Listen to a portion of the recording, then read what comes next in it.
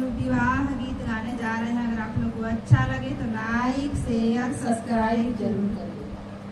अरे लहरा छहरा करे गेहुआ के हो बलिया। अरे लहरा छहरा करे गेहुआ के हो बलिया। अरे काटे ले कहुंदर